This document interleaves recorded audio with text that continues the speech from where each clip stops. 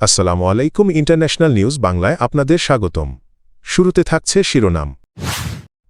ইরানে অভিযান কতদিন চলবে প্রাথমিক সময়সীমা জানালেন ট্রাম্প। ইরান যুদ্ধ কি বহুল প্রতীক্ষিত ট্রাম্প শি জিনপিং বৈঠক ভেস্তে দেবে। ইরান যুদ্ধে সহায়তা না করায় ব্রিটিশ প্রধানমন্ত্রীর ওপর চটলেন ট্রাম্প।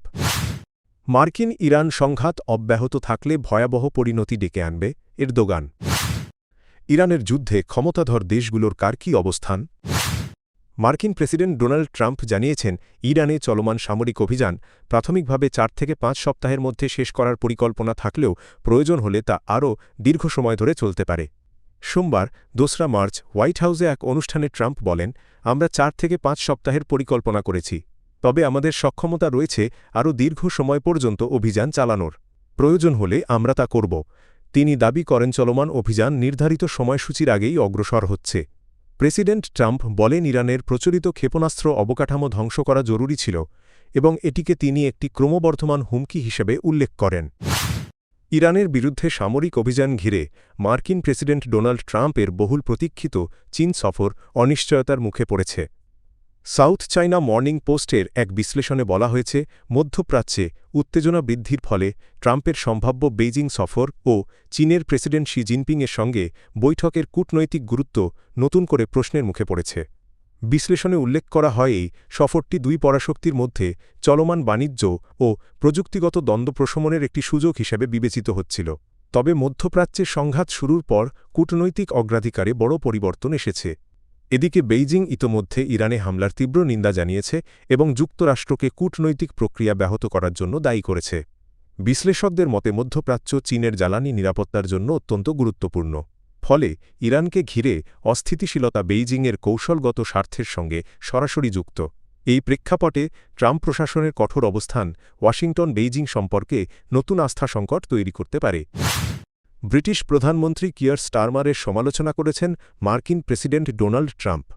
আল জাজিরারও প্রতিবেদনে বলা হয়েছে ইরানের বিরুদ্ধে যুক্তরাষ্ট্রের সামরিক অভিযানে সমর্থন না দেওয়ায় স্টারমারের প্রতি অসন্তোষ প্রকাশ করেন ট্রাম্প। ট্রাম্প বলেন, তিনি সহায়ক ছিলেন না, আমি কখনো ভাবিনি যুক্তরাজ্যের কাছ থেকে এমনটা দেখব। তিনি আরও দাবি করেন যুক্তরাষ্ট্র ও যুক্তরাজ্যের সম্পর্ক এখন আগের তুলনায় অনেকটাই বদলে গেছে। এটা ভিন্ন এক পৃথিবী। আগে যে ধরনের সম্পর্ক ছিল এখন তা অনেকটাই আলাদা, বলেন তিনি। মার্কিন প্রেসিডেন্টের মতে একসময় যে জোটকে তিনি সবচেয়ে শক্ত মনে করতেন সেটি এখন চাপের মুখে রয়েছে। তিনি আরও ইঙ্গিত দেন মধ্যপ্রাচ্যে চলমান যুদ্ধ পরিচালনায় যুক্তরাষ্ট্র এখন আর ব্রিটেনের ওপর নির্ভরশীল নয়, তবে তার মতে যুক্তরাজ্যের সমর্থন পাওয়া উচিত ছিল। তুরস্কের প্রেসিডেন্ট রিসেপ তাইয়েপ এরদোগান সতর্ক করে বলেছেন, যুক্তরাষ্ট্র নেতৃত্বাধীন ইরানে হামলা নিয়ন্ত্রণে না এলে তা আঞ্চলিক ও বৈশ্বিক নিরাপত্তার জন্য ভয়াবহ পরিণতি ডেকে আনতে পারে। সোমবার রাজধানী আঙ্কারায় আয়োজিত এক ইফতার মাহফিলে তিনি এ মন্তব্য করেন। এরদোগান বলেন, চলমান সংঘর্ষ দ্রুত নিয়ন্ত্রণে না আনলে তা শুধু মধ্যপ্রাচ্য নয় বিশ্ব নিরাপত্তার ওপরও গুরুতর প্রভাব ফেলবে। তিনি আরও জানান, সম্ভাব্য ঝুঁকি মোকাবিলায় তুরস্ক তার রাষ্ট্র ও নাগরিকদের সুরক্ষায় প্রয়োজনীয় সব ধরনের ব্যবস্থা গ্রহণ করছে। ইরানকে ঘিরে যুক্তরাষ্ট্র ও ইসরায়েলের সঙ্গে চলমান সামরিক সংঘাত চতুর্থ দিনে গড়িয়েছে। এরই মধ্যে আন্তর্জাতিক অঙ্গনে তীব্র কূটনৈতিক তৎপরতা শুরু হয়েছে। বিবিসির প্রতিবেদনে বলা হয়েছে, টানা পাল্টাপাল্টি হামলা শীর্ষ নেতাদের মৃত্যুর দাবি এবং আঞ্চলিক উত্তেজনা বৃদ্ধির প্রেক্ষাপটে বিশ্বশক্তিগুলো তাদের অবস্থান স্পষ্ট করতে শুরু করেছে। কেউ সরাসরি হামলার নিন্দা জানিয়েছে, কেউ সতর্ক সমর্থন দিয়েছে, আবার কেউ ভবিষ্যৎ সামরিক সম্পৃক্ততার ইঙ্গিত রেখেছে। ফলে সংঘাত এখন আঞ্চলিক সীমানা ছাড়িয়ে বৈশ্বিক কূটনীতির কেন্দ্রবিন্দুতে পরিণত হয়েছে। সংঘাতের শুরু থেকেই মধ্যপ্রাচ্যের পরিস্থিতি দ্রুত অবনতির দিকে যাচ্ছে।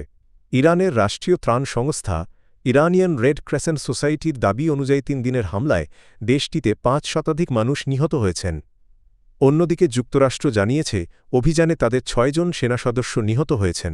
ইসরায়েলও কয়েকজন নাগরিক নিহত হওয়ার কথা স্বীকার করেছে। এই প্রেক্ষাপটে আন্তর্জাতিক বিশ্লেষকরা বলছেন, সংঘাত দীর্ঘায়িত হলে তা শুধু মধ্যপ্রাচ্য নয় বৈশ্বিক নিরাপত্তা ও অর্থনীতির ওপরও গভীর প্রভাব ফেলতে পারে।